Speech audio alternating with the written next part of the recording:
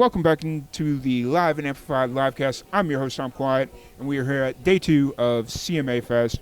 We have Dzaki joining us. How's it going today, man? Pretty good, man. How are you doing? I'm doing really well. It's like we're day 2, the energy's there, and Yep. I was really worried the energy was going to fall off rather quickly. And No, it's definitely it's going up and up and up. You know, it's been really, really fun. Yeah, absolutely.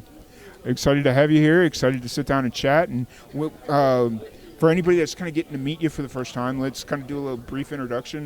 We'll catch you into music. And Of course. Well, folks, my name is Dzaki Sukarnos. I'm from Las Cruces, New Mexico, and pause. I lived in Roswell, New Mexico for 4 years. Are you serious? Yes. You're joking. Another New Mexico native? Yeah. No, not native. Not native. I'm from Chicago, but I lived in Roswell, New Mexico for 4 years after college. You're joking. No. Small world. Yeah. I miss it out there. Yeah. But it was a time, and I won't go back. Like That's fair. Roswell's an interesting town. Yeah. It's definitely an interesting town. So you said Las Cruces, and I was like, okay, let's go back. Let's go back. Yep. So No, that's you're cool. good. That's cool. So being from Las Cruces, what was the music scene like growing up? How'd you get into music out there? So it's kind of funny. My FFA advisor was the one that got me into music. Mm-hmm.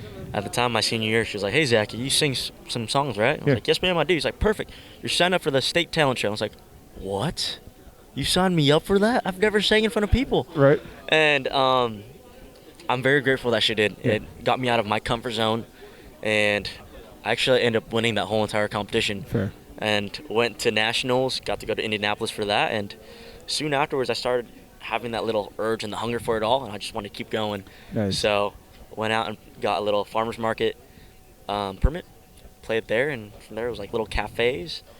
But TikTok was a big thing in college, so started making videos on there, and eventually I was on American Idol for a little bit. Yeah. And now we're here at CMA Fest, so it's my second year here, and I'm very grateful I get to come back. You know? Yeah, that's really cool. How'd you like the experience on American Idol? It was an amazing experience. I got to meet a lot of amazing friends that I still keep in touch with today.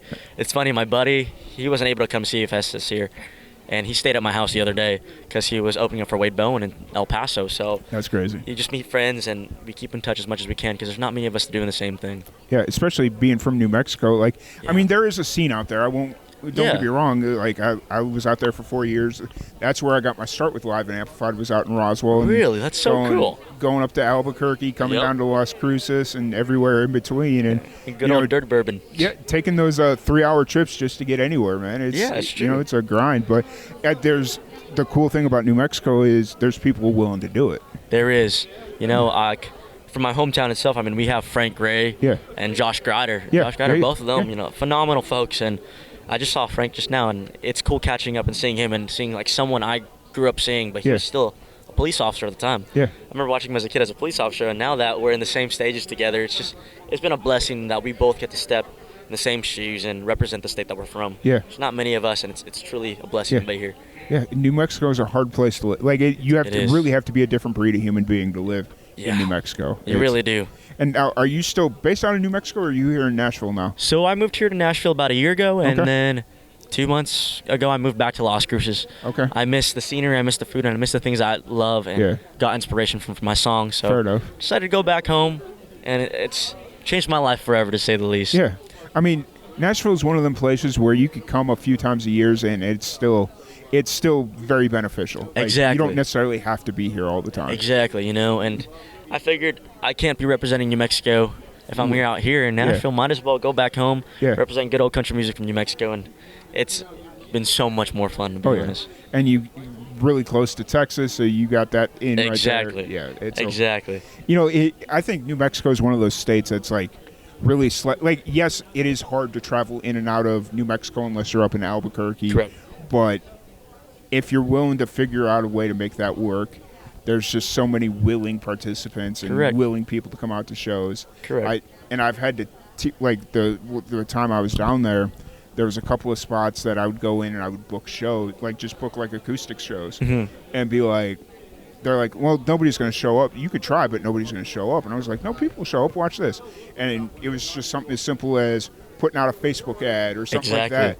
And it's like, they came to me, they're like, we have like 70 people here tonight in a little coffee shop. How'd you do that? And I'm like, you just got to tell people. You gotta tell people. Want to come, and Exactly. You're on Main Street, Roswell. Like Roswell is the easiest sell in the world if you're really willing is. to sell it. So, and not just that, but it's cool because I think New Mexico has one of those unique opportunities where, because there's not many artists or musicians that come out of the state itself, when they see someone brand new rising up towards that goal, everyone wants to jump along with it because they're representing them, really, Yeah. So it's a huge army, to say the least. Oh yeah. Have you do you get to play in Roswell at all, or do you pretty much haven't. stay? Okay. I haven't played Roswell yet, but I'd love to. There's a venue called the Liberty out there. Yep, I know Josh really well. Yep, and I'd love to play there eventually down the line. I drive through there all the time when I go play shows in Oklahoma or go to Lubbock and all that, but haven't played in Roswell just yet. But hopefully sometime soon. Liberty's the place to be. Or even if he books you on a smaller set, he owns a winery called Pecos Flavors. Oh, I didn't know he owned that. It's like a little bit more for an acoustic vibe. Yeah. But that's a really cool set too, and I might have to check it out. Yeah. Other than that, there's other places that'll bring you in, but for the most part, they just want covers and all that stuff. Which correct. There's bands in town that'll do that. So. Yep. But no, that's really cool. So, you're back in Las Cruces now. Where are you kind of at creatively right now? Are you writing, releasing, promote? Where are you kind of at? So it's actually kind of funny. While I'm here at CMA Fest, I was recording my next single I'll be releasing in July. Yeah. It's a song called Oceanside Attitude. And, I know that in New Mexico and all that, we're not very close to any ocean. Fair. But we got that same side of attitude where, you know what? Sun's out. We're going to go relax, crack open a cold one, and just have a great time regardless. That's funny. And so that'll be coming out in July. But lately I've just been doing as much writing as possibly can. And being back home, I thought, oh, shoot, I can't do my co-writes. I can't do this. But to be honest, I've been doing more co-writes living in New Mexico than living in Nashville because I've been doing the Zoom thing. Yeah.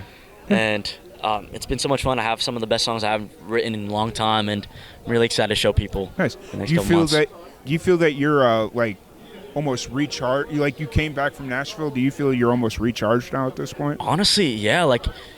I think moving to Nashville was amazing. It was the best decision I possibly can. Yeah. But leaving Nashville was a way better decision because I got to have that little taste, learn a little bit, and I can always insert myself back in whenever I need to. Yeah, because one thing I've learned about Nashville is you make connections. They're connections for life. Exactly. As long as you stay in contact with them, and it's not like, okay, I'm in Nashville, we can hang out or we can talk. As long as you stay in contact with them, that's a contact for life. Exactly. It's a contact for life, and I know that I'll always have a place to crash here, and it's always a fun time. I need to take up some of my friends on that because it gets expensive when I come here to Nashville. So it's exactly. It's like, hey, you remember last year when you said I could come stay at your place? Can we make that arrangement? No, exactly. It's funny you say that because I remember when I moved to Nashville about a year ago, I didn't have an apartment yet. Yeah. I was so stressed out. I was just barely getting out of the Air Force. My paperwork finally got signed off, and I was like, oh, my God, I am free. Nice. What do I do? And I remember packing all my bags to Nashville. And by the time I got to Nashville, I had $54 left in my bank account. Yeah. So I got a job at the local boot barn on Broadway, and I didn't have a place to stay. So I texted one of my buddies and was like, hey, I just got to Nashville. I'm still waiting for my apartment to come in and all. Do you know anywhere I can possibly stay? And he's like, dude, stay at my place. I'm on tour right now, and the rent is all paid for. Yeah. So I was like, oh, my God, thank you so much, That truly meant a lot, and that really set me on the path of what I needed to do and get things done, That's cool. So were you based at Holloman, or where were you based at in the Air Force? So at the time, I was actually on a commissioning route through the Air Force RTC program at New Mexico State. So I was on a full ride scholarship. I was on an accelerated flight program. Yeah. And then soon before commissioning, I told my colonel, I was like, hey, I know I earned this all, and I love the Air Force, but this is more my dad's dream, not necessarily my dream. And I think I need to step down from my commission in order to chase the dreams that I want to be doing. Yeah. And she wasn't too happy about that. Fair enough. But at the end of the day, flying planes or playing shows, I'd rather be playing shows representing my hometown rather than flying. I can always fly anytime. Yeah. That's cool. So you would have become a pilot? Or have you ever had aspirations of just maybe getting a private license, or is that? I do have my private license. Right. So throughout college, I got put on a scholarship through the Air Force RTC program, and they paid for a majority of my flight school. I'm very grateful for that. And soon afterwards, I kind of earned it. And I haven't flown in a year and a half, but I'd love to go back into it in the future. Fair enough. Well, for whatever reason, music becomes not a thing. Yep. you've always got a career to fall back on. Yep, I got a backup just in case. My dad tells me, my dad's a pilot. He tells me all the time, hey, you got any friends that want to be pilots? We need them really bad. Really bad right now. There's like 40% less pilots this summer. Yeah. Which is crazy to think. And my dad's a sim instructor, so he's like, he's good because he works for Airbus, and he's like, yeah, I'm good right now because we're bringing in all these kids from like Saudi Arabia and stuff like that.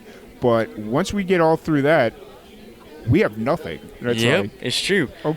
I remember back in the day when Air Force pilots would go straight into airlines, but now they have that contract that's over 10 years that keeps them in there, that keeps the retentions rate. So now airlines are struggling to get more pilots. So it's kind of funny. Absolutely. But no, that's cool. I want to thank you for your service as you were in the Air Force and all that fun stuff. That was one of my dreams, but I was never able to follow that dream, was to get, especially after like 9/11 happened and all that stuff. That was definitely one of my passions. But it's still amazing that you still have that passion. A lot of people in this country don't have that at all. So it's amazing as it is. Yeah, absolutely.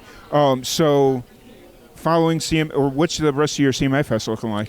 CMA Fest tomorrow, I'll be at the Spotlight Stage, 12:30 in Fanfare X. And afterwards, just a whole bunch of interviews and a lot of media. Sweet. So it's going to be a long day of having fun. Sweet. When do you head back? I'll be heading back either Sunday or Monday. Okay. And then from there, I'll be in Texas next weekend, so it's just going to be a turn and burn type of thing. Nice. Where about in Texas? Dalhart, Texas. Okay. June 15. It's like near Amarillo, I believe. Okay. Yeah, okay. So it's my first time going there, so I'm excited. Sweet. Yeah, I'm down in Waco, so if you ever come out that way, let me know. Definitely love to stop by anytime. Awesome. But if anybody wants to check out your music and all that fun stuff, where's the best place to find you? Best way to find me is just on DzakiSukarnos.com, and that gives you all my links from social media to all the music links as well. Awesome. Well, it's been an absolute pleasure chatting with you. I've really enjoyed this conversation. Thank you, everybody, for tuning in, and we will catch you all later.